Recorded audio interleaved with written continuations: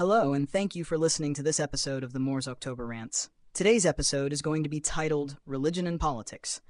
Because why not take two of the most divisive topics in human history and throw them into one big pot, right?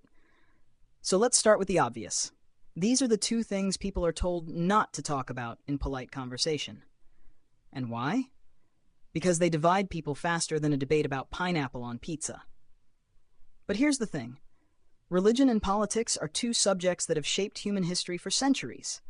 Wars have been fought over them. Societies have been built or crumbled because of them. Yet, we still struggle to talk about them without wanting to pull our hair out or punch a hole in the wall. Let's break it down. Religion, at its core, is about belief. Belief in something bigger than ourselves, whether that's a god, a set of principles, or an entire system of moral values. Politics, on the other hand, is supposed to be about how we govern ourselves, laws, policies, the whole messy structure that keeps society running. On paper, they shouldn't mix, but here's the kicker. They do. Constantly. You ever notice how every politician, no matter where they stand, seems to invoke some kind of moral or religious reasoning for their decisions? It's almost like they can't help it. And then you've got religious leaders stepping into the political arena, endorsing candidates or causes as if they're running for office themselves. Why is that? Well, it's simple. Both religion and politics are about power. Whether it's power over the soul or power over the state, they're both trying to influence people's lives, decisions, and futures. And that's where things get tricky. When religion starts influencing politics, or politics starts dictating religious practices, we enter a gray area where lines blur and suddenly everyone's got an opinion, usually a loud one. But let's zoom in a bit. What does this look like in the real world? In some countries, religion is politics. They're inseparable. Think of theocracies where religious law is the law of the land.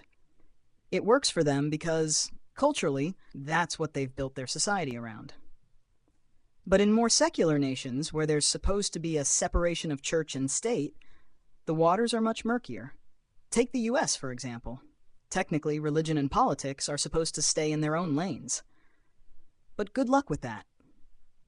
Every election cycle, you hear about the evangelical vote, or candidates talking about their personal faith like it's part of their resume. And don't even get me started on how controversial topics like abortion, LGBTQ+ rights, and even climate change are often framed as religious issues. It's almost impossible to untangle the two at this point. So the big question is, should they be separated? Can they be separated? Personally, I think that depends on where you're standing. Some people see their faith as something that has to inform their politics. After all, if your religion shapes your understanding of right and wrong, why wouldn't it shape your voting choices, your opinions on policy, or who you think should lead? On the flip side, there are those who believe that religion has no place in politics. They argue that the government should be based on reason, facts, and inclusivity, not on religious doctrine.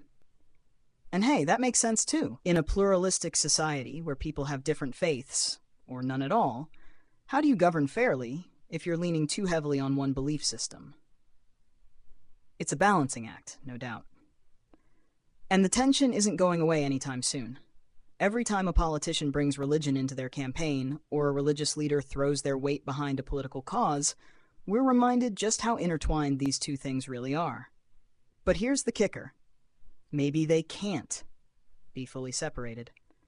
Maybe in the end, our personal beliefs, whether religious or not, will always shape how we see the world, how we interact with others, and yes, how we vote.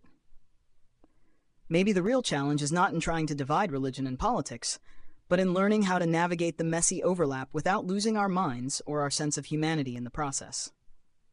So, whether you're someone who believes that religion should guide politics, or that politics should be free from religion, one thing is clear. This conversation isn't going anywhere. And maybe that's a good thing. Maybe the discomfort we feel when these two forces collide is exactly what keeps us questioning, thinking, and hopefully growing. Thanks for sticking with me through this one. Whether you're yelling at your speakers or nodding along, I'm just glad you're here for the ride. Until next time, stay curious, stay critical, and remember, it's all connected.